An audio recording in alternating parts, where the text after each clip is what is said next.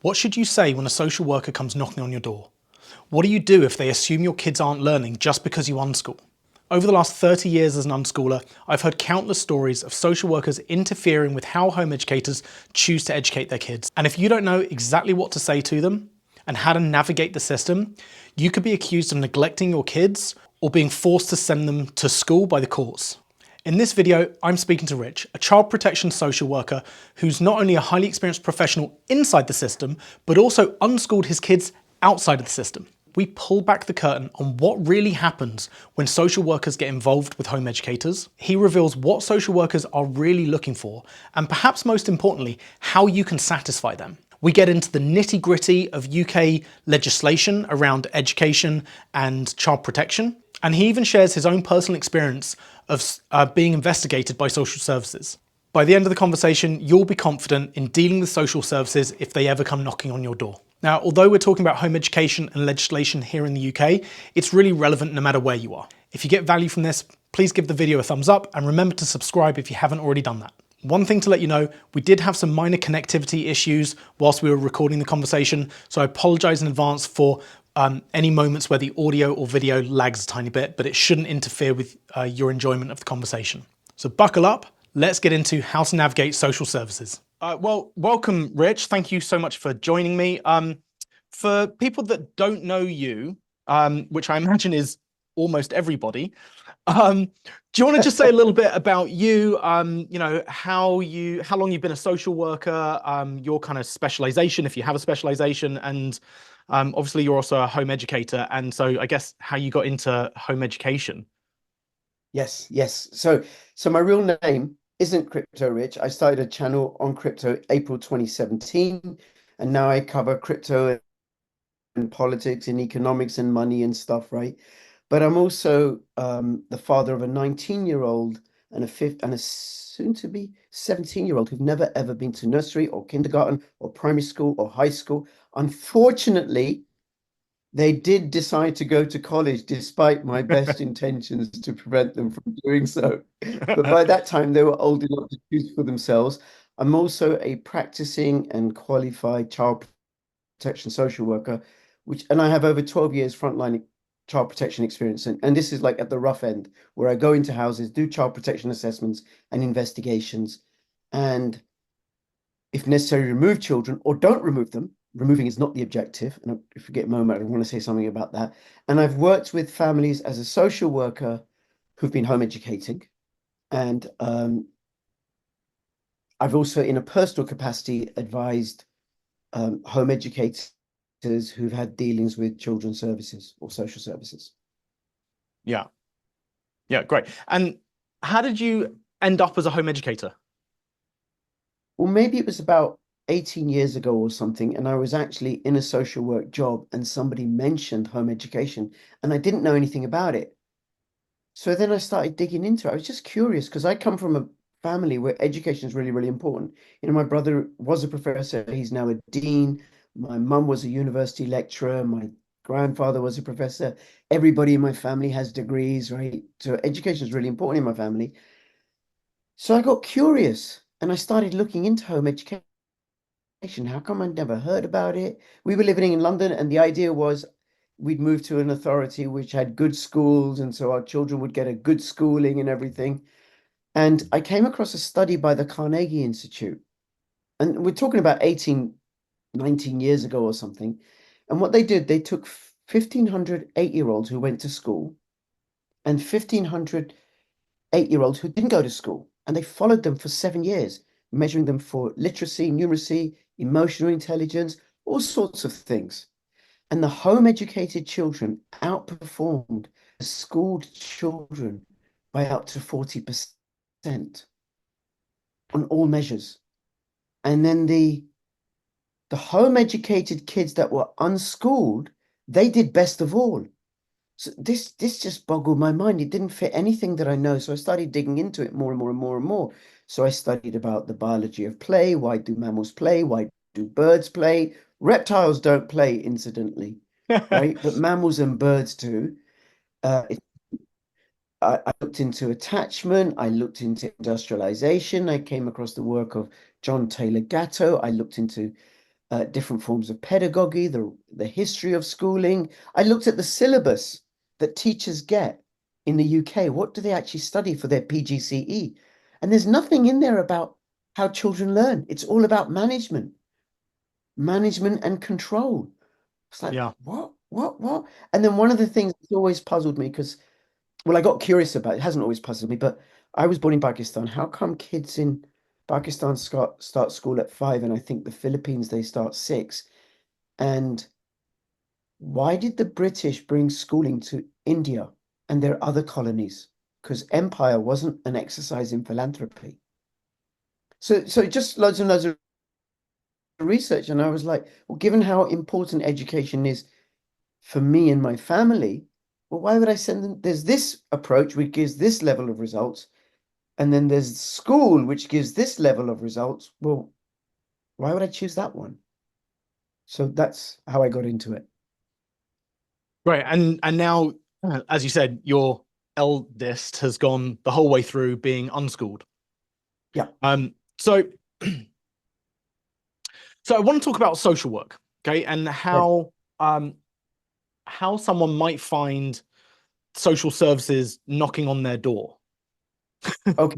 Yes. How might they? Now, first, I want to preface something. So I did an interview a month or so ago on Richard Vobes's channel about social services. Yes. Now, as a home educator, I'm all for autonomy and sovereignty and liberty, and parents are the best people to make decisions regarding their children. So I'm all for that. However, I also recognize that child abuse does go on. And in those instances, there has to be an intervention. Child abuse does happen. And I'm conscious that this audience, I'm dealing with an audience who, like me, share a lot of anti-establishment views, don't want the state intruding in their lives. And here I am, incredibly intrusive, with access to a range of powers and the ability. One human rights lawyer said to me, removing somebody's children is probably the most draconian thing you can do apart from giving that person a death sentence. Yeah. Yeah. Now, Yeah, like just to you have be to wear clear, two hats, right? I You've got to do. wear your home educator hat, and be all for, like you say, autonomy and self-directed learning, and but then you've also got to wear your hat of being part of the system, Yeah. and that's got to be pretty difficult for you. I don't know. I actually know because what my attention is on the child. I consider the children that I come across as a child protection social worker the most oppressed, uh, marginalized demographic of all. These are children often in chaotic households. They have no economic power. They have no political power. They have no voice. And they may be being neglected or abused in some way. So what can I do for them? So then what I want to establish, what I look for as a social worker is evidence. I'm looking for evidence that abuse is happening, and I'm looking for evidence that abuse isn't happening. Because whether Yeah. or not, if I get a referral, this is how we come in, right? So you live in a particular local authority, and what might happen, somebody sees you because you home educate, somebody sees you with your kids, it's a school day, and they may be concerned. They're like, these kids should be in school. I think they're being mistreated. So then they ring social services or the NSPCC, and the NSPCC contacts social services. And then what happens is it comes through to what's called the duty team or the intake team or that sort of, to do the initial point of contact. Get some basic information from this person who called in. And or it could be from a school because the school's got some concerns about a kid because a kid said something to a friend and the friend's told the teacher or a kid's got a mark. Or it could be from a GP, or When you say it a could mark, be, you mean like a with bruise or something like that. a bruise or something. Yeah, that looks a bit suspicious and peculiar, and it's happening quite a lot. So the teachers think we need to pass this on. Or what happens is mum and dad have had this blazing row that's spilled out into the street or something. The neighbors have called the police. The police have come over. There's children in the household, and then the police automatically inform children's services. Or here's one, right?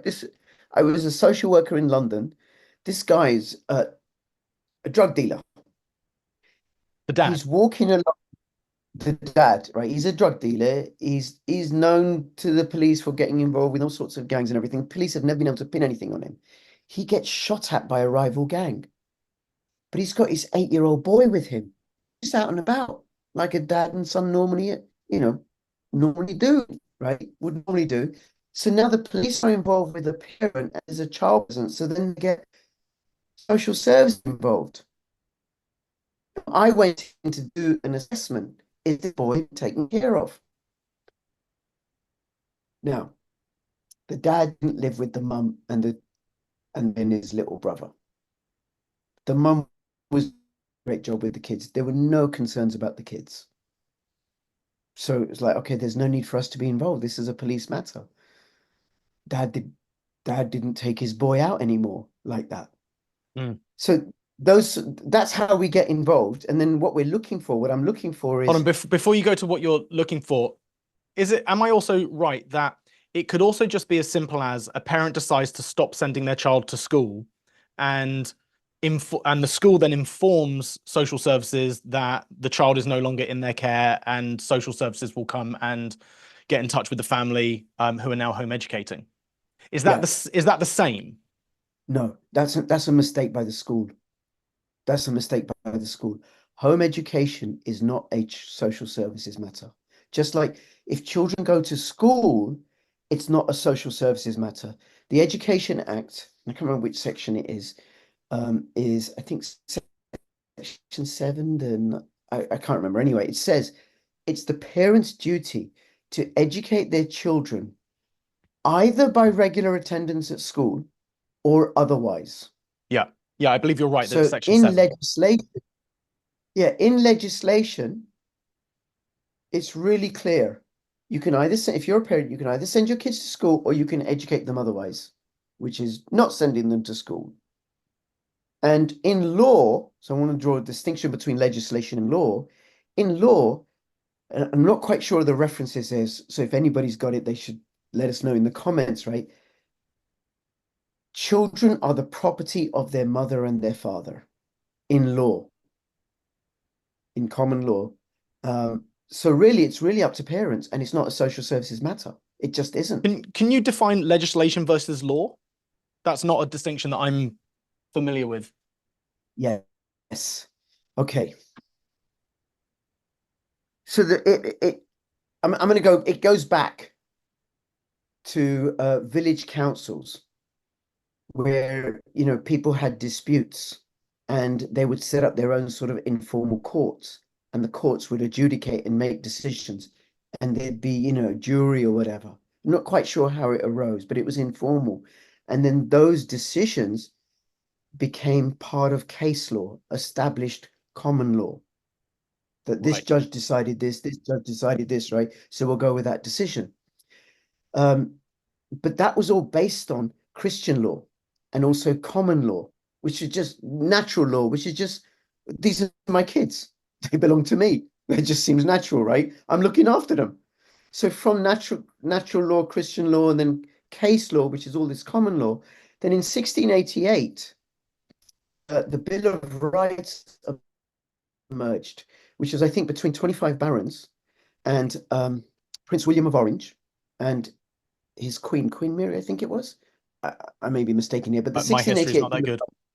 yeah, so 1688. I can look it up. That's the great did thing a about home video on this. education is if you don't know Yeah, something, you I just did. go, oh, Google it. Yeah, Google it, right? Well, I did a video on this, which I haven't yet posted, about the 1688 Bill of Rights. The 1688 Bill of Rights is an agreement between the people and the monarch that set up the monarch's role, and it set up Parliament as the representatives of the people. And then we actually do have a written constitution in Britain. We just don't know about it, and it's in several documents. And then there was the Coronation Act, the Act of Settlement, and the Act of Union. These are constitutional. Well, the Bill of Rights is law. It gave rise to Parliament. Parliament passes legislation. So law comes before legislation. Legislation is built upon law, and then from legislation, Parliament can give itself or give departments or ministers certain powers through regulations and statutory instruments where they can just say, okay, this is going to happen because Okay. Parliament has given us that. provision, right? Now, regulations and statutory instruments are subordinate to legislation. Legislation is subordinate to law. Okay, got it. Great, thank you. So Yes, that started from school making a referral to social services. They shouldn't have done that. It's not a child protection matter. It's not a social services matter. So what a school should Why is it do? Then? Sorry, why is it then that that happens so frequently? That when someone informs their school, we're no longer going to be attending, please take them off the register or the roll.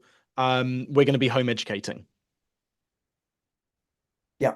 I think there's two things at play. There may be more, but I can think of two things straight away, right? So the school's job. So my kids are in school and I want to deregister them. All I got to do is send an email or a registered letter saying, please take my child off your register as of this day. And it can be immediate. I don't have to give them any notice. And I don't have to tell them what I'm doing. And then the school have to take the child off the register. And then I don't have to tell the local authority. It's not their business. Well, it's not my business to do. The school has a duty to tell the local authority that this child is no longer registered with us. They have a duty to do that. The school has a duty to tell the education department, not children's services, right? Okay. Now, I don't have to tell the children, I don't have to tell the school that I'm home educating them. I just say, look, take them off the register. I'm no longer contracting with you. I'm no longer going to be using your services. Please take my child off the register. That's it. They may assume I'm home educating. They may assume I'm moving to another area, going to another school. It's up to them, right?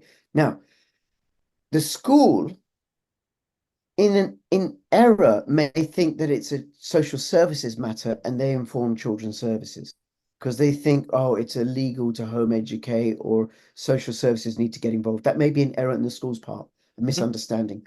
Or the school may actually have genuine concerns about the welfare of the children, of that child. Yeah. Those concerns may or may not be, may be unfounded, but from the school's perspective, they're genuine.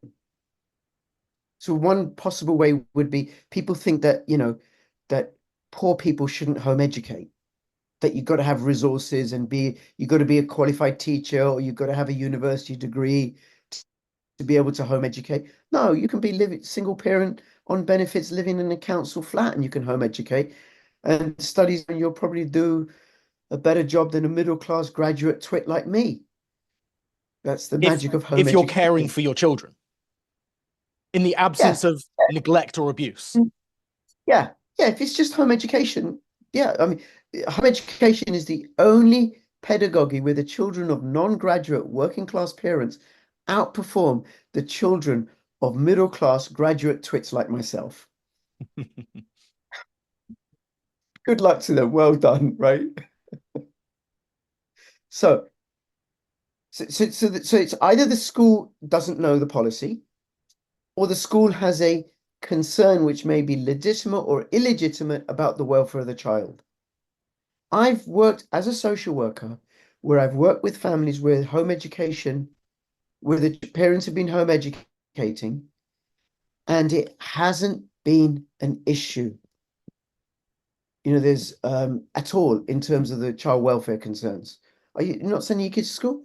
All right, okay, fine. Well, let's address the child welfare concerns. Or where home education, this previous social worker may have thought that it's a concern because they don't understand, or there are genuine welfare concerns. And I've actually placed home educated children in school because home life was so harmful. Yeah. But not because they were being home educated, but because there was abuse going on, abuse or neglect. Now, I think this is one of the big concerns that parents have about social services being involved is that I think it worries them that social services aren't going to know or understand anything about home education, and they'll see home education as some kind of form of neglect. That if they're not going to school, the children are being neglected, their education is being neglected, regardless of whether they know or understand the legislation around it, the Children's Act, and that the only duty that we have as parents, not the only duty, but regarding education, is that they receive an education at school or otherwise. Um, so why are there so many stories of social workers or child protection workers, or again, it's a distinction. I'm not quite clear on the terminology, but why are there so many stories about social workers coming into a home educator's house, if they're even allowed to come in? Again, I don't know, and saying, well, you're not following a curriculum, you're not doing what you need to do, you need to show me that they're learning, prove it. And for an unschooler like me, we don't do testing, we don't follow curricula. We do natural learning through experience, without assessment, um, without tracking. If a social worker came in and asked me to prove it, I probably could, because I know the kind of thing that they're looking for, but a lot of people don't. I've been around home education for 30 years now. So can you talk us through that? Yeah. And just you were home educated yourself as well, you Yeah. told me. So Yeah, I started you're being home ahead of the educated game. in 1994. I was Yeah. home educated and largely unschooled. In fact, I was unschooled. The only kind of lessons that I did, because I was a teenager at the time, were the ones that I wanted to do. And Yeah. then since then, I've been pretty involved with home education and alternative education pretty consistently over those 30 years. Um, Mm. I just at some point I decided to go back into school. I went to a democratic school. I co-organized a democratic education conference. I've worked with home educated kids. I've taught them, and I've used unschooling and child-led approaches to do that. I've been involved with the Phoenix Education Trust, which is an organization to promote student voice. I did some work with the Alternative Education Resource Organization, Jerry Mintz, Aero in the United States. I've spoken at home ed conferences. Like, I've been pretty involved, like, pretty consistently for most of that time. Mm. But there are still these like nuances that I don't understand and I don't know about. And Yes. so like someone who's like, they just started last week at the beginning of the academic year, and they're going to have social services knocking on their door, rightly or wrongly. They're going to be like freaked out. Yeah, I wouldn't want social workers knocking on my door. I wouldn't want them. I wouldn't want to be dealing with me, right? Or an equivalent. I wouldn't want to be dealing with you either. You wouldn't want to be dealing Although with me. I, No, I that's I think cool. it's worth saying So, that I've known you for a very long time, right? You and I have known each other for, I think it's 25 years. Okay, so we've been having some audio issues. Um, so let me just go back. So I was just saying, you and I have known each other for about 25 years. I think it was 1999 that we first met. But I think we've probably been friends for like, I don't know, maybe 15 years now or something. Now, I actually, it's been 15 minutes since I started saying that, and I can't quite remember what I was saying, but I think it was this. Um, I watched that conversation that you had with Richard Vobes, and I saw the comments on that video, which I don't think did the conversation justice. But I think it says, because I think you are one of the good social workers, and I know where your heart is. I know that you are looking out for kids' best interests, and I know that what often gets portrayed in the media and in conversation are all the bad things that happen with social services. But knowing you, I know that you are always looking out for kids and doing what's best for them, even if that means removing them. But that sense of social services is out to get us sort of permeates the culture. So so if social services comes knocking on your door, what should a parent do? A home educating parent do, particularly someone who's unschooling, and doesn't have the kind of evidence that social workers, sorry, might be looking for. yeah, well, I think here it's really, really important for home educating parents to know what their rights are, to know what their powers are. and to inform and educate themselves. So a couple of really great resources is one is Ed Yourself, which is a website run by Fiona Nicholson, who keeps a really good eye, a former home educator. She keeps a really good eye on what's happening in terms of rules and regulations and legislation. Edyourself.org, I think it is. I'll send you the links, Adam. The other is the Education Otherwise website, which has loads and loads of information. Then there's a Telegram group. There's a couple of, I'm sure I know of two Telegram groups. There's one which is t.me/home education England. And I'm in that Telegram group, and often people ask questions because I have advised informally home educating parents about about what's happening and what they're doing. So you got to know your rights. You absolutely have to know your rights. And that includes knowing the limits of social work powers. So home education in and of itself is not a social services matter. It just isn't. Then the other thing about it is that there are child abuse does happen. It really, really does happen. And what I want to do is I want to find where it does happen so I can go and deal with it there. And I want to find where it doesn't happen. Where it doesn't happen, I want to get the evidence that I need to get out as quickly as possible. Because I don't need to be involved here, right? And then there are loads and loads of checks and balances and oversights and stuff like that. And I just want to say something about, people's reactions. The people who have good experiences with social workers, social workers came along, had a look, left. They're not the ones who are going to complain and make noise about it. Yeah, they're just going to get on with their lives, right? Just going to get on with their lives, right? And then the stuff in the media that you hear about is the really, really awful, scandalous stuff. And you never hear social services side of the argument because they're not going to betray that family's or that child's confidentiality. They're just not. And what people got to know, if a child has been removed, it's as a function of a really rigorous legal process, whether or not people agree or like it or think. It's a really rigorous legal process where there's an independent social worker doing an evaluation.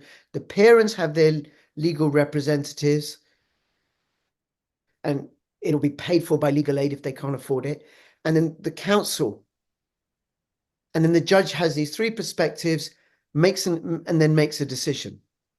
And the Children's Act is one of the finest pieces of legislation, I've been told by a human rights lawyer. They actually said to me, it's the best example of legislation in any field the world over. It's really widely regarded. It was cross-party creation. It wasn't to fulfill any particular Labour's agenda or Tories' agenda. It was like, what can we do? And the most important thing is the welfare of the child. The paramount and overriding concern is the welfare of the child, and everything is organized around that. And it recognizes that the best place for children is with their families. That's in statute, right? So I just want to say that. And I, I don't know if I'm going to say this and tell me you cut it out if need be, right? But since January 2021, when I went back into social work, because I've taken breaks, out of the dozens and dozens and dozens and dozens of families I've worked in, I've removed 2 children. Mm. I don't want to remove children. I do not want to. And we do whatever we can to not remove children. I mean, I And can't really imagine a scenario where someone trains as a social worker in order to remove children. it's upsetting. It's like being a teacher. Like if you Oh, want to be a teacher, it's not because you want to be an authoritarian and be in charge and be punitive towards children. You want to make a difference to children. hmm. Um, Yeah. Adam, I'll say it. I mean, I've said it publicly before. I don't know if I've said it in my videos. I was molested by the father of a playmate when I was 7. And I made a decision, don't go near men. I had very few men friends. And then the first girl I ever fell in love with, after 2 months, I thought she was just stunningly beautiful. I was madly in love with her. And then she said, I can't go out with you anymore. Turns out she was being sexually abused by her uncle. And then I go back to a previous girlfriend. I start helping her out, get her connected to an agency that helps her. I start learning about it. I go back to a previous girlfriend because I'm now suspicious. Turns out she was being raped by her dad. oh, So then along the way, I've got this other friend from this Irish family whose father's an alcoholic. And to help her out, I start going to AA meetings. I don't know anything about alcohol. We didn't drink alcohol in my household. Didn't have it. And so I go to AA meetings and Lannon meetings to learn about this. And then she says to me, have you thought about being a social worker? What's that? Well, she said, you seem to have a talent for helping people in distress. So, okay, I'll go and do that then. So, and I think it's motivations like that, like teachers go in because they have this misguided notion that schooling is about education, but they want the best for children. I went in because I don't want children being abused. I just don't. And it's a rewarding and challenging and upsetting and confronting job. Yeah. It's just really so let me say that. I So imagine there's a lot of burnout. there is, but I am fortunate that as a graduate of Landmark Worldwide's programs, it's really, really supported me in terms of, putting all the stress and everything and accumulated stress back in the past. So it's no longer carrying me, right? Um, but what was I going to say? So this is what I say to home educating families that I'm giving informal guidance to as a home educating parent. It depends upon the level. It depends upon the level of intervention. Essentially, I think it's really, really difficult to fight children's services, social services. It's really, really difficult. You cannot fight them off. What you've got to do is work with them, educate them about home education because they won't know, and you got to give them the evidence that they need so that they can clear off, which is that that you are providing, and the threat the so the benchmark that we use is good enough parenting. We're What not does looking good for enough mean? That's right. That it's a judgment call, good enough. So the law recognizes that, middle class parents, where there's mum at home all the time and they got loads of resources and everything, they may be able to provide what looks like better quality of parenting than, say, a single mum with 5 kids in a council flat on the 20th floor, right? With no family support and all kinds of terrible stuff, right? But are the children getting good enough parenting? Not perfect parenting, not guardian standard parenting, although I would question the guardian standard as being good enough nowadays, right? With Of all their course you would. transgender nonsense, right? But it is a judgment call, good enough parenting, that the And child is good enough the same for the single mum living on the 20th floor with yeah, 5 kids on benefits as it is for a middle class twit like me? yeah, good enough. It's not that the child is getting the best, well, I don't think private school is, the best of everything, organic food and stuff. Is it good enough? And then there's a qualifier to that, which is in legislation when it comes to care proceedings. Is the child receiving the sort of care that a reasonable person would expect a child to receive?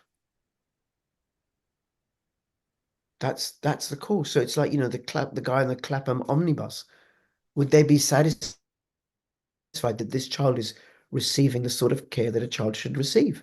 Now, that's to do with welfare issues, not to do with education. Education is not a social services matter currently. I think Keir Starmer's government will try and change that, and then we got to resist that. But it's not an education matter. It's not a social services matter. So then, as a I'll actually give you an example of a family that I worked with. They were doing radical unschooling, which I think is a legitimate form of home education approach. It's not one we did. We weren't, we were a little bit radical, but our kids had bedtimes and they had to tidy up their rooms, or we tidied up their rooms and put their toys away, right? This was a couple. Dad worked away during the week in the Midlands, came back at weekends. They had a little toddler and they lived in this very small flat. It was like a cross between a one-bedroom flat and a studio flat. It was tiny. And there were toys and things scattered all over the floor. The place it wasn't dirty. It was just untidy with lots of stuff. They just had lots of stuff all over the floor, everywhere. Kitchen counter. It was still clean. And the previous social worker who'd come in to do the initial assessment was concerned about health hazard about the fact that this child had no routine, had no structure, and there was stuff all over the place. And what I said to them, what I said to the parents, I said, look, home education is completely valid and legitimate. They were fortunate to have me because I understand home ed. And unschooling is also completely legitimate. However, you are going to have to deal with all these trip hazards. Right. You're going to have to deal with, right? I wasn't particularly concerned because little kids, toddler, they fall over the completely clear space, they'll fall over. Uh, Right? someone said to me once, little children are made of magic and rubber. That's right. That's right. They just bounce. They just out. That's right. And then the mum was always around. She was always with this kid. So then I thought there's no concerns about attachment. She's responsive and attentive and attuned, and they just have a lovely bond together. And for him, I suppose, like a toddler, a 2, 3-year-old, they like clambering over rough ground, climbing trees and up hillocks and hills and sand dunes. They like that sort of stuff. Okay, you got that sort of stuff in your own home. Social services complaint is that it's a trip hazard. You got to get rid of the trip hazards. That's all you got to do. So I worked with them to get rid of the trip hazards. And at the same time, because I know about unschooling, but the kid wasn't of compulsory school age, I'm educating my manager because I have to account to my manager about the decision that I'm making and the work that I'm doing with this family. So I came already educated. So I know there's no requirement for a curriculum. I know there's no requirement for any sort of formal study. There's no requirement for a timetable or anything like that. I know that unschooling is a legitimate and really effective pedagogical approach.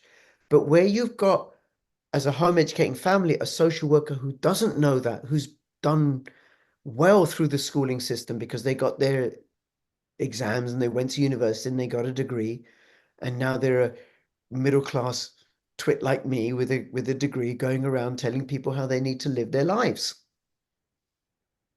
So you just got to educate them. And one of the ways is asking them, please refer me to the regulation or the statute or the decision in case law that says that I have to do that. Tell me the provision in the Children's Act that says I have to do that. Tell me the provision in the Education Act that says that I have to do that. There aren't any. Show me in guidance where it says. And this is where the Education Otherwise and the Telegram group are so useful, because then, it says the government guidance is we're not required to follow the curriculum. So how can you say to me that I got to follow the curriculum? You're a government official. There's no requirement. And case law, which is above regulations, by the way, regulations are subordinate to case law, says that children need to get a suitable education according to their age, aptitude, and ability. Actually, that's in legislation. And there's a qualifier that a child gets everything that they need so they can be fully functioning members of their community that they grew up in without foreclosing other options. So that would mean that a child in a Romani family that's being home educated according to their traditions, they're traveling around doing what they do, gets everything they need to be a fully functioning member of the Romani family, Romani community, but they have what they need that should they wish to leave and go live a non-Romani lifestyle, they can do that, which essentially is the basic rules of number and reading and writing. Once you got that, you can learn everything.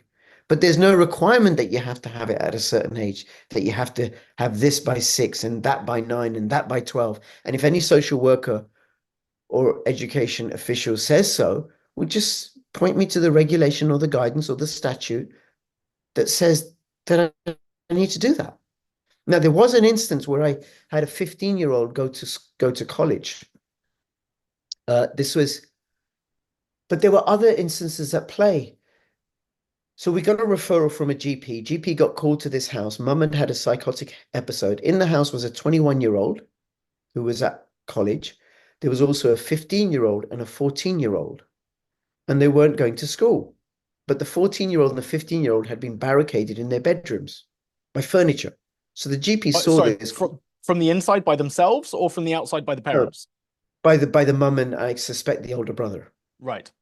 Right, the older brother could come and go as he pleases, but the two younger ones were barricaded in their rooms. Well, that's not right. So the GP contacted social services.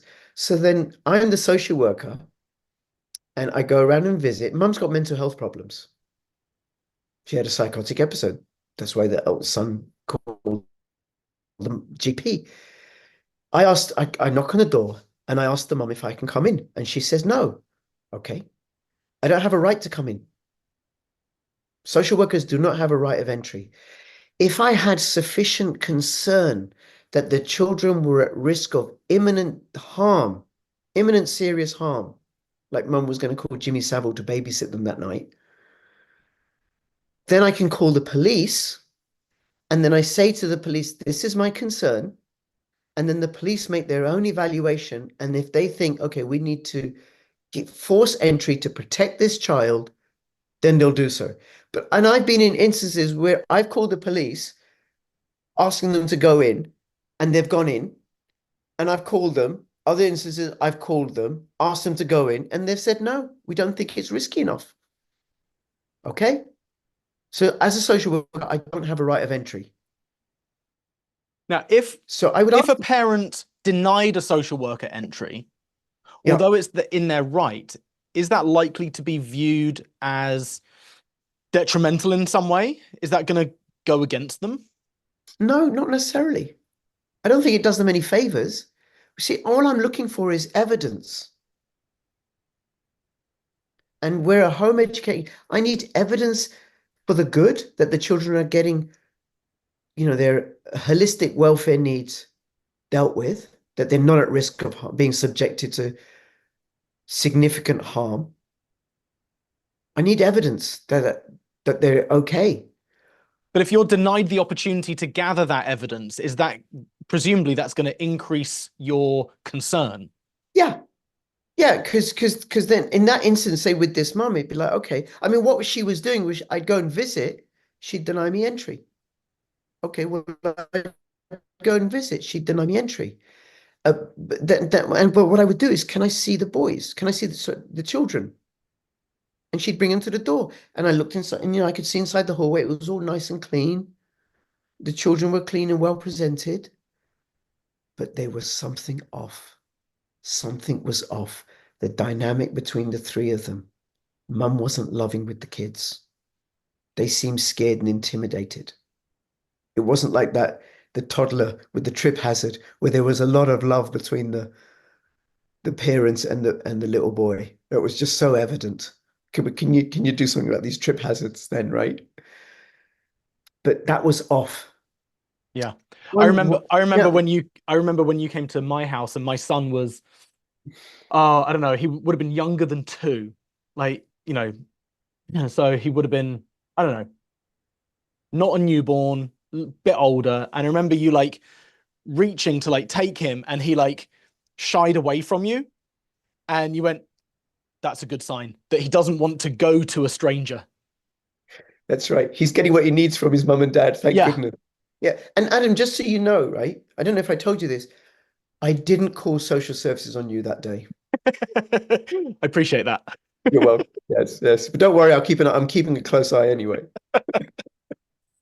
But so I'm going round and bringing the kids. She's bringing the kids to the door. She's refusing me entry. Okay, no problem. I don't have sufficient cause to call the police. Don't have any reason to do so. One day I asked her, I said, look, you're home educating them. What books are they on? She said, we got books. I said, well, show me a book. I want to see what books they're reading. Show me a book. I don't care. The Bible, the Atlas, a dictionary, I don't care. I want to see your book. Let me show you the books. So the mum indicates to the boy, the 15-year-old, to go and get his book. He comes down with a Mr. Gum book. With a what? Mr. Gum, a book I'm for not six. familiar with that. It's for 6-year-olds. He's 15 and he's reading a book for 6-year-olds. A reasonable person would expect a 15-year-old to be reading books designed for 14, 15, 16-year-olds, maybe a 13-year-old, but not a 6-year-old. The other thing that the previous social worker was able to establish, the children didn't know where the library was. They didn't know how to cross the road. A 15-year-old and a 14-year-old, they don't know how to cross the road. Mm. They don't know where the local library is. They're So, just in the house I all the mean, time. that's a little odd, right? That they That, don't know that, how to cross the road. Like my that's not 2-year-old home. is pretty good at crossing the road here. I mean, she's not perfect, obviously, but you say car, and she's like, we live on a little lane, so we Yeah. play on the road outside the house quite regularly. Oh, you Um, let them out. well, You go yes, out with them. we You yeah go we out go with onto them. the road. She has experience of being on the road Yeah. because we are out. These two didn't. She didn't let them Right. out. The library wasn't far away. They didn't know where it was. Well, what kind of home education is this? This is neglect. Right. Now, in Now, that instance, is the mum didn't would let me in. The mum, good. uh, let I want to just go back to the bit about the reading, because Mhm. as an unschooler, I mean, I can understand why you would expect a 15-year-old to be able to read at a 13-year-old's level or a 15-year-old's level or something like that and be reading a age appropriate book. But I also know unschoolers who didn't read until they were 13 or 14. Now, they taught themselves very quickly at that point, Mhm. in like a weekend or something. Um, Yeah. but before that, she couldn't read. Would that on its own be sufficient for you? Is that just like a red flag for you as a social worker, not as an unschooler, but as a social worker? Is that a red flag for you, or was it only in conjunction with the other stuff? Or again, is that just like you're Ooh, looking for this evidence and you're looking for that evidence? yeah. It's with everything. I take a holistic view. So, when children are in school, what I would be doing, and they're undergoing a child protection assessment. I'd be getting information from the police. I'd be doing police checks on the adults in the house. I'd be getting information from the school nurse, the GP, health visitors if the children are preschool, from the nursery if they're in nursery. The parents may refer me to grandparents who are involved. I might be talking to them only with the parents' permission. So I'm looking from all sorts of angles. I'd be asking to see the children, and I can only see the children with the parents' permission, unless it's really, really severe. And then I say, look, I want to speak to the children, and of course, age appropriate as well. And if the children want to see me, if it's a 14-year-old that doesn't want to talk to me, okay, fine. I can't talk to them. I'm not going to talk to them, right? Um, so I'm looking from all sorts of angles. So if I come across a home ed family and there's a 14-year-old that can't read, but the kid has got this vibrant, rich life, and there's love present, and play, and aliveness, and joy. And they're doing what 14-year-olds do, like skateboarding or something like that. I'm not concerned. I understand unschooling. And this is where parents in that situation would need to educate the social worker. Yeah, The because social worker, you're an unusual one, right? It's why in I many wanted to have this in many conversation, because respects. most, yeah, in many respects. But most social workers won't have that background of home education or unschooling, and I mean, presumably there are some kind of institutional misconceptions within the social services about home education. Yeah, well, what there are, and then normally what happens and what should happen, I get involved with a home ed family. I'm duty bound to inform the education, the home ed team, the education welfare officers who check on home ed, right? I, I have to do that. I don't like doing that. I think they're a waste of time, personally, right? But I have to do that, and I fended them off in my personal life. Um, Tell us about that. well.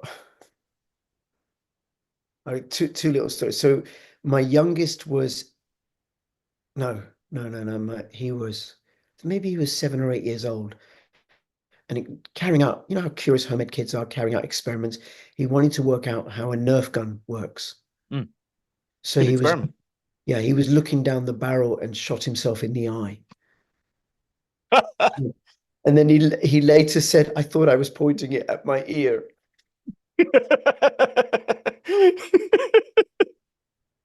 Okay, so my wife took him to hospital because he had this eye injury, right? And in hospital, they say, well, what school is he at? Well, he's not at school, he's home educated. Okay. And then they say, well, are social services involved?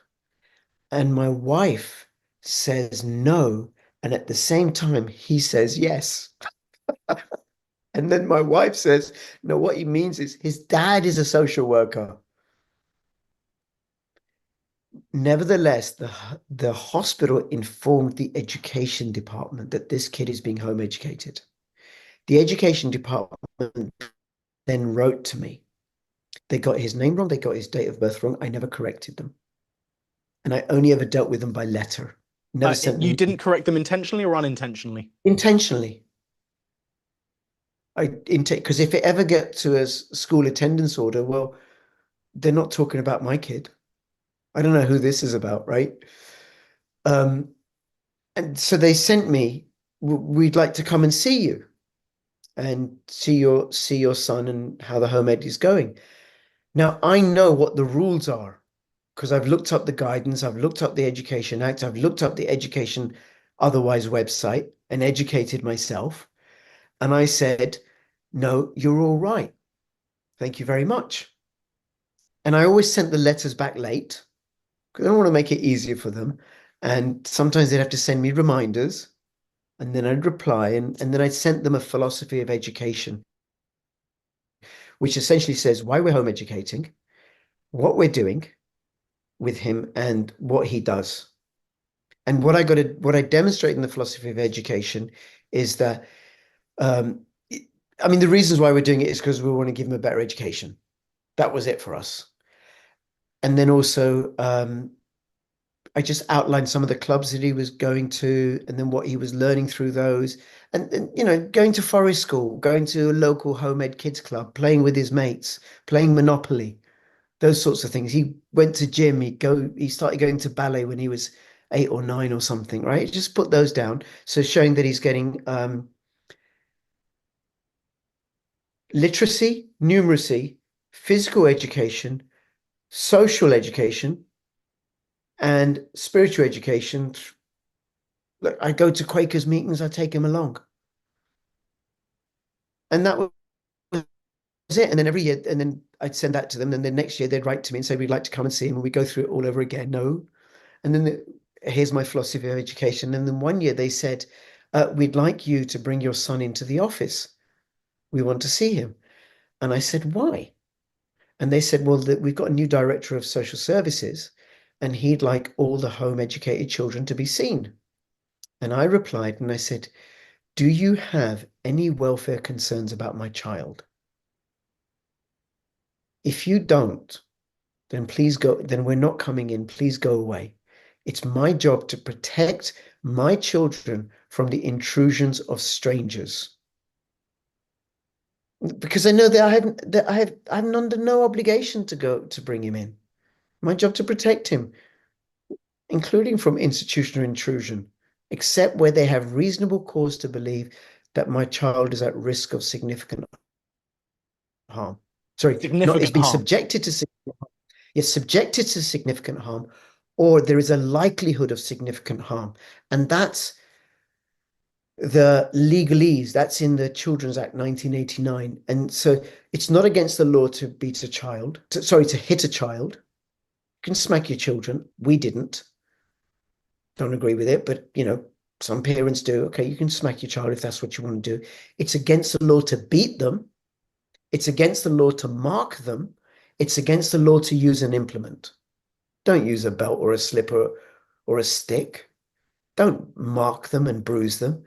And don't do it day in, day out for no reason. That would constitute significant harm. And I can't remember the exact wording, but it's to do with whether it impairs their development or not. Right. And I think just for clarity, you're not recommending that people hit. No, I mean, I don't agree with it, but it's not a social work matter. It's just not, Right. you know. And I want to tell you another tale about the local authority where I live in, right? I went to work for them a few years ago.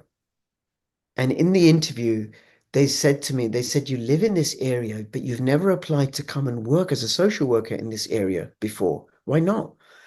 And I said, well, because I home educated my kids and I didn't want the council to know. I didn't want them to be involved at all. They laughed their heads off and they gave me the job. Because it's social workers. Certainly, I think when you get into management and stuff, and more seen, they've got more experience of it, and they do get that it's not a social services matter. Even Right. that, even that on its own speaks to how prevalent the concern is about social workers having Yeah. any sort of intrusion into home educators' lives. Because Yep. there's a concern and it can go wrong. Yep. Yep. There is, understandably so. And I think since lockdown, more and more people are home educating, which means that social workers and home educating families, because there's more home educating families, social services are encountering them more. Yeah. But really, all there is for the home ed family to do is you just got to educate the social worker, work with them.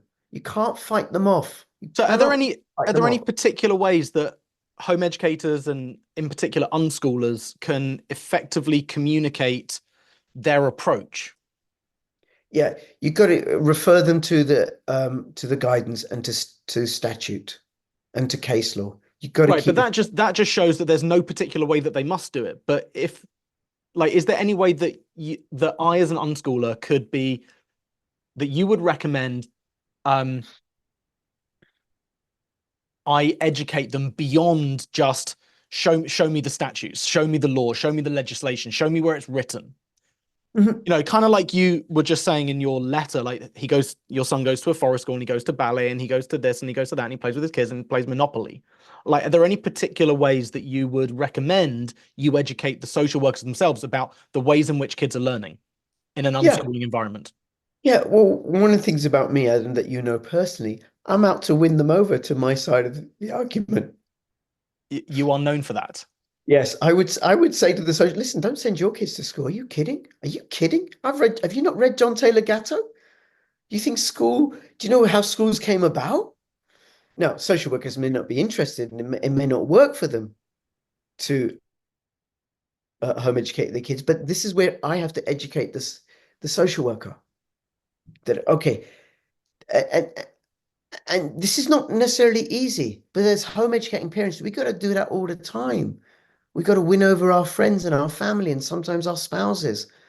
And sometimes we fail at it and sometimes we don't, right? Um, It's one of but the but big let it's me one of the let big me ask you this. Let me ask challenges of home education, right? It's like yes, it is is. educating all the other people who don't already agree with it. Yeah. Yeah, who don't agree with it, don't understand it. But it's the same deal with Bitcoin. It's the same deal with gold and silver. It's the same deal with not having those poisonous, toxic. Oh, this might be on YouTube. I just stopped myself, right? But Interventions. certain interventions, right? It's the same deal with that. We just have to educate people. They don't come already educated. We didn't. I had to educate myself about home ed. Yeah. But if I came to your door, right, and you and I didn't know each other, and I'd show you my ID. At first, I'd call you and say, "Look, I'm ringing from social services. I'd like to come around and visit you. We've had a referral, and I want to come and check it out." And Are they ever going to come unannounced or are they always going to call? if it's sufficiently serious, they might. Okay. And I have done that, but that was from a referral from a school, but it was really, really serious. Okay. Yeah. And I actually, in that instance, I called the police because I still couldn't get in, and I was that concerned about the children. And in that instance, which I talked about in Richard Vobes' show, is the two boys, they I placed them, I removed them, but I put them with their grandmother, whom they knew. Mm.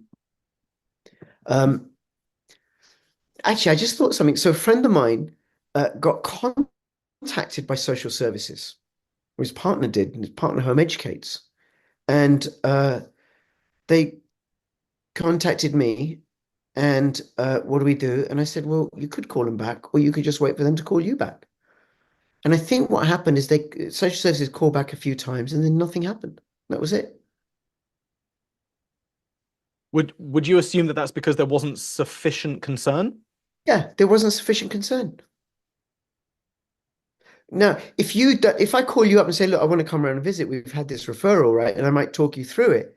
And then, all the while I'm talking, I'm doing an assessment and I'm gauging how you interact with me as well. That's part of the assessment and how you talk about your children and stuff. And then you say, no, you can't come round.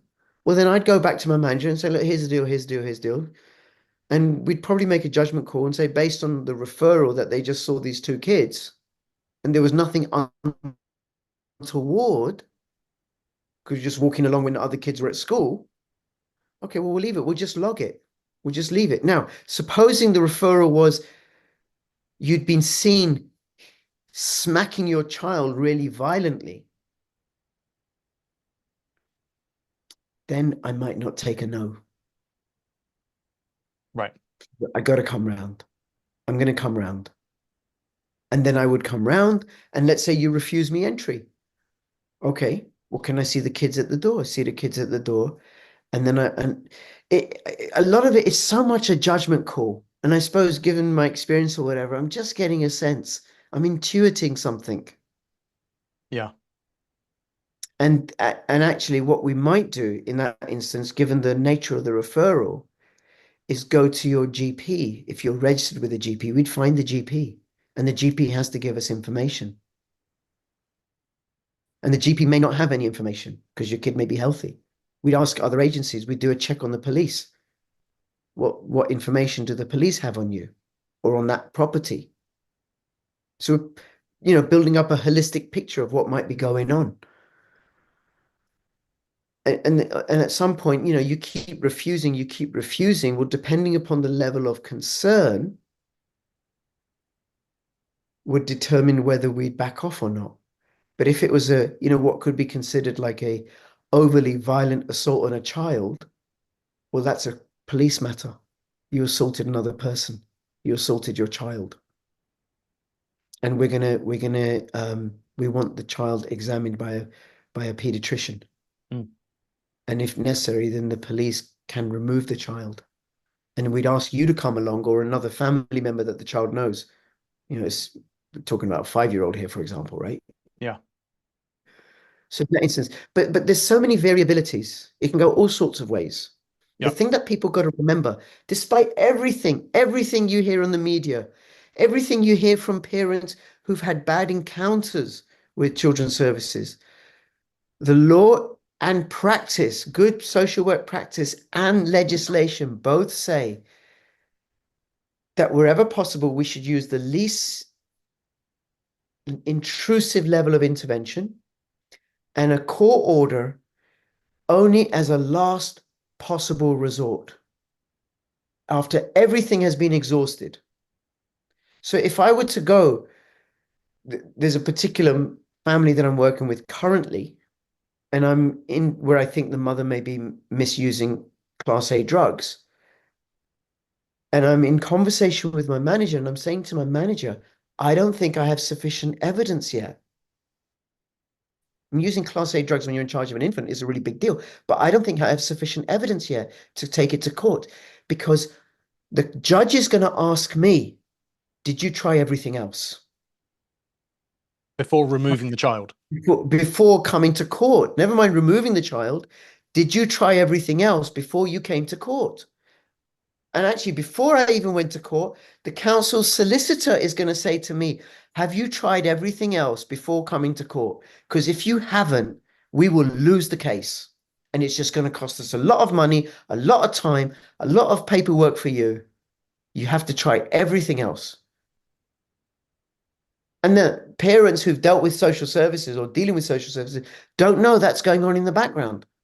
So I'm having conversations with these parents now and saying, look, are you willing to work with a drugs worker? Will you work with a drugs worker? I have this concern that you're using. And of course, they're denying it. If you're a parent, right? And let's say you're using heroin. And along comes a social worker. Adam, I think you may be using heroin. What are you going to say to me? Probably going to say no. Yeah. Of course Yeah. not. Of course not. Don't be silly. Okay. Another scenario. You're a parent, same kid, you're not using heroin. Of I course come not. along. Yeah, same deal, Yeah. right? They all say no to me. So I have to look for other signs, other evidence, right? Yeah, So, I mean, we're getting into a different realm here beyond home education. You're getting into the right, okay. realm of But it's neglect the and same deal for abuse home. and like Okay, like honest to God child protection issues. right, fair enough. But it's the same deal with home ed. It's the same deal with home ed. All we're looking for is evidence. And then evidence that the children are being educated. Now, if you're an unschooling home educator, now evidence that the children are being educated, where the social worker has a concern that it impacts on the child's welfare. Like a 15-year-old reading a book for a 6-year-old, a 15-year-old not knowing how to cross the road. That's the threshold for me as an unschooling social worker, right? Yeah. For a social worker who doesn't know about home ed, the threshold might be, well, this they don't have a timetable. You're not going through the curriculum. Why are you not teaching them how they're going to socialize? Right. And And then, that's where coming back to the legislation going, well, where does it say in legislation that I need to do that? yeah. And now the socialization, here's where you say, well, that comes from attachment. Surely, social worker, you know that. You got to teach them about attachment and the bond between parents and children, which social workers know about, but they know about it at the harmful end, where it's disrupted, where it's messed up. One of the reasons I home educated is because I was interested in attachment at the really good end. Yeah. We did attachment parenting. Social workers don't know about that. Mm. So you Are there any just got to, resources you'd point people to regarding attachment? what's, oh, this fabulous book, General Theory of Love. Oh, You've beautiful. recommended that to me. It's on my shelf and I've never read it. Oh, it's neurology written like poetry. It speaks to me. Somebody less romantic than me may not like it, but it's brain science. So I recommend that. I recommend I forget the name of the book on play because that's the other thing that that social workers may need education about how Right, I'm looking at my play. bookshelf to see if I've got it right there. I think it's upstairs though. Yeah, mine is well thumbed. Well thumbed. Play is really, really important. I had to educate, you may have to educate social workers about play. The bigger the brain, the smarter the warm-blooded animal, the bird or the mammal, the more they play. Crows and ravens and elephants and dolphins and human beings, they play into adulthood. They all have really big brains. They're smart animals. So you And just got to educate yourself, trust yourself. Home education really, really works. And then educate the social worker and work with them. Because if if they're if a parent is hostile to me, it makes it harder for me to gather the evidence that I need, that I can justify to my manager, and my manager can justify to his or her manager that I'm wasting my time here. This is all good. so parents should stay calm, be patient, not be hostile, not end up in a fight or flight reaction with the social worker themselves, and just keep Yeah, educating them. educate themselves, and educate on child protection law, the Children's Act, and educate themselves on their rights as home educating parents, and inform the educate the social worker. Now, there may be legitimate welfare issues, like, for example, the child has been sexually abused by somebody outside the home, and social services are involved because of that. Well, then you carry on home educating, and you may need to educate the social worker about that, and you deal with social services about this issue. You work with them to get this issue addressed. That's good. I think we've probably reached the end. Is there any other advice that you would give to unschooling and home educating families who feel anxious or intimidated by dealing with social services? I think they should reach out to other home eders. I'm not the only social worker who home educates. Um, it's funny. I know of one other. right? I've I encountered. was just put in touch with someone, not put in touch exactly. I was just informed that somebody who is in a home ed community with me, her husband is also a social worker. Um, so Mm, I'm connected to another one as well. 2 degrees yeah, of separation. yeah.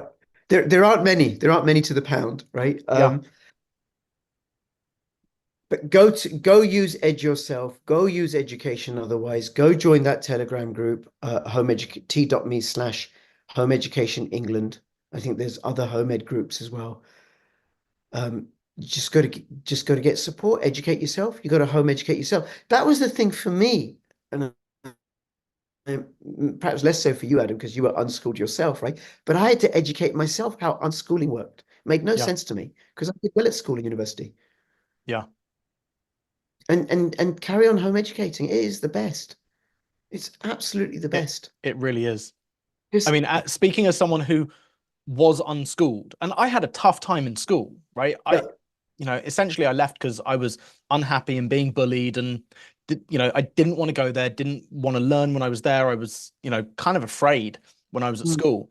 It took me quite a long time after coming out of school, but before I was ready to learn. But once I guess kind of once my nervous system had settled down and I didn't have to like push the whole idea of learning away, I was ready to learn. And I've been a lifelong learner ever since.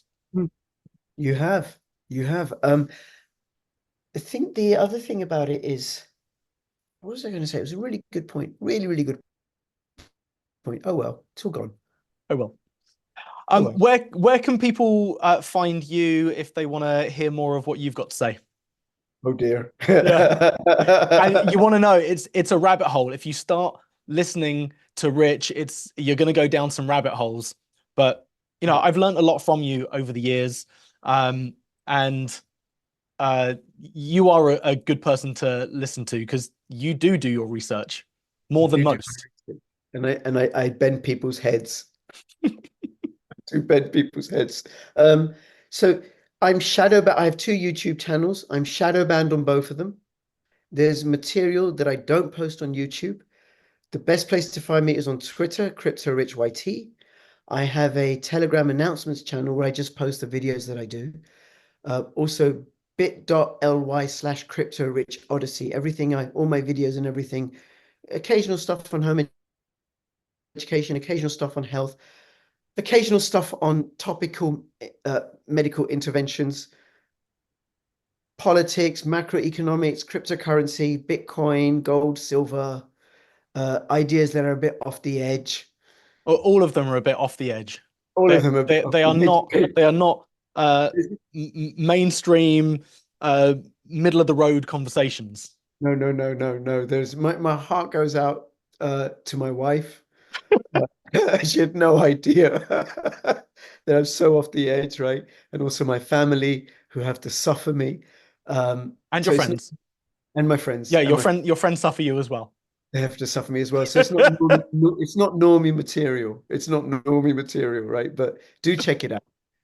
And thank you so much, Adam. Thank you. Really appreciate it. Hey, it's been great having you here, and maybe we'll circle back and do it again another time.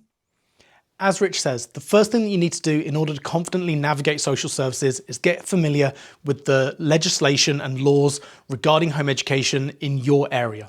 Here in the UK, that's the Education Act, Section 7. You might even want to rewatch this video and take some notes. Secondly, dealing with social services can be stressful, especially when social workers don't know much about home education.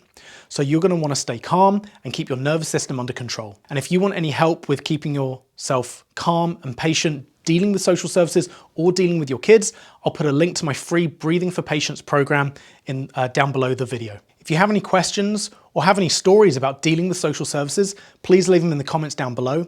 If you've gotten value from this, give the video a thumbs up and make sure you subscribe if you haven't already done that.